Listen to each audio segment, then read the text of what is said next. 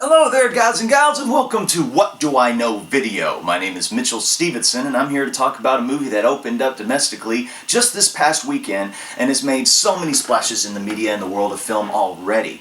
The Golden Globes was just this past Sunday. It won 3: Best Actor, Best Director, Best Film. Can't get much better than that. Well, of course you could if it was the Oscars, which this movie technically counts for this Oscar season because it was released limitedly in 2015. Also, this movie's got 18 more wins in other markets to its credit. It has 119 nominations, and it gave Star Wars The Force Awakens just in this past weekend a run for its money at the box office. That's incredible, and word of mouth is spreading like wildfire. Everyone is saying, see this film, who has seen it? So let's talk about The Revenant.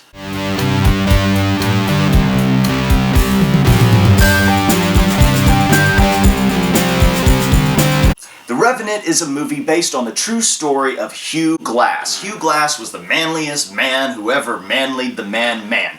This guy was incredible, okay? He was mauled by a bear and presumed dead by his men. He was a fur trader up in the Alaskan wilderness, and he was just left for dead. But that didn't stop Hugh Glass. He climbed out of his grave and went tromping through nothingness by himself, frozen weather, on his stomach after being mauled by a bear. There's a lot more story to Hugh Glass, but this film is based on that story, but it's not the actual telling of that story. This is based on a book, The Revenant, which is based on that true story. This movie was directed by Alejandro, alright, everybody with me, Iñárritu, Alejandro Iñárritu. We need to know this name because we're going to hear about him for a long time. Alejandro Iñárritu. This guy directed Birdman, he had directed Babel, and Birdman last year, amazing accomplishment with just all one shot throughout the whole film to make it look that way. Well, he's going to take a little further. He's going to step it up a little notch in this movie. The Revenant, he's going to do even more. We're going to see some of these shots. In this movie, there's some of the long shots, just one shot thing that he does so well, but he stepped it up a notch. He made it even harder to do with all the action going on and everything. And as well, he shot this film with all existing light. If you're not into film and you don't know how film is made or what, or any of that kind of stuff, you can't understand just how amazing this is, okay? I was expecting a very dark and gritty film, which it is dark and gritty in theme, but it's not dark and gritty in the way it's shot. It's beautiful, okay? And I'll just go ahead and talk about this right now. The cinematography is gorgeous in this film, and they're using all existing light. That means they had to wait for certain periods of the day. That's why in a lot of shots you'll see the sun off in the background gleaming behind trees, which does a beautiful lens flare effect, and I really like that. But watching the movie I was thinking, how many times are we going to be at this same time of day? But I let that go because it was beautiful. Beautiful.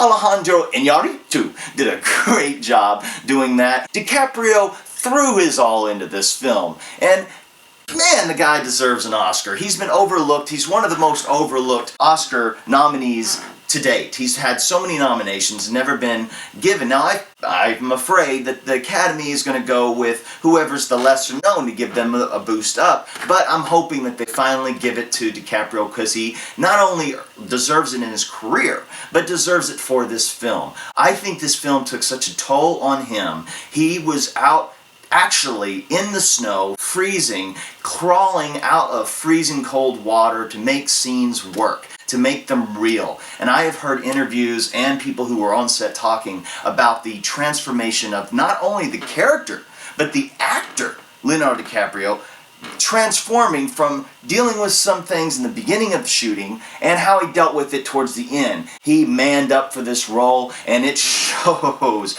There are moments in this film that are just like, ooh, ah, ee, ah. You just don't want to really even look at it. You hurt, you're cold, you're freezing in this movie because DiCaprio is freezing. And the other actors, they are cold. And you can just feel it. You feel the emotion in this film. DiCaprio, amazing work, man. We've been looking at you for so long. You've been overlooked. He deserves it, career and for this film, legitimately. Now let's go on and talk about Tom Hardy. Or, you're going to talk about Tom Hardy? Yeah, watch Tom Hardy mumble his way through another movie. We still love him because he's a fantastic actor. Yeah, he mumbles. Some people don't like him for that. They're like, God, Tom Hardy again, this guy can't act. Look, acting is not all about inflection.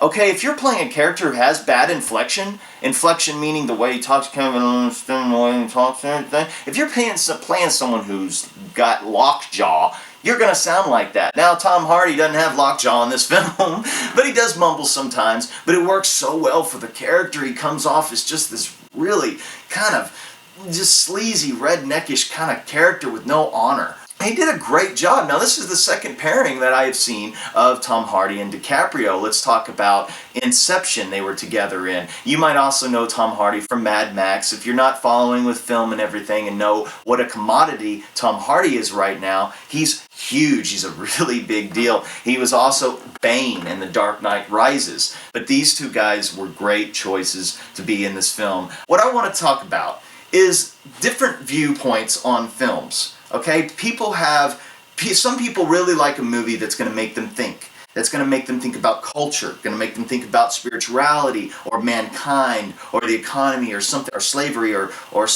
human trafficking, something like that. Something that's going to give a message and it's going to be poetic in that way. When you look at a painting, it's supposed to mean something different to everyone. When you listen to a song, you internalize that. What does it mean to you? But you're not the only audience out there. There are people who hate those things, the artsy-fartsy, poetic kind of films. They want to see something that's a good story about characters and just a really good story, a good film. I bring this up because this film is both. I want to go back and see this movie to try to interpret certain shots because there are shots thrown in here where something happens, there's an action or a dramatic scene, and then suddenly there's just some ants crawling on a rock for just some reason, and then we cut back to DiCaprio or Hardy or something like that. Soak the film in, and you let it mean what it means to you for these shots. Now, these shots, do they overcompass the film that you walk away being like, wow, that was just so artsy, fartsy, that was so like, no, I don't think you do. I think you walk away feeling like you just watched a very well story told to you, and in a new and original way. That those kind of shots you forgive, you let that go. There's a little difference there between the artistic film audience and just the people who want a good story told to them. I love period pieces. I love Native American films. I love Civil War or Westerns or anything like. I really like those films a lot. I'm a big fan of that, of Native American art. I got some stuff out here. I've got a lot more things. I've got Make Dream Catchers and everything. I didn't want to have everything out here. The Revenant, for what it was, for a film in general, for everything that it was. This movie was an A+. A+, guys, A+. Fantastic, fantastic film. I can't rave about it enough. The Bear. Everyone talking about The Bear. Oh my, oh gosh, The Bear. Yeah, he's in it, and I'll never go into the woods again. Thank you guys for tuning in. Comment below. Let me know some things I want to talk to you about this film. Guys, don't forget to hit subscribe. You can find the link to my channel on YouTube within the description of this video. Follow that link and hit subscribe, and I'll have some more videos coming and going as we get more into 2016. We got some really good stuff coming, so just look for it. As always, these are just my opinions. They're not written in stone, because what do I know?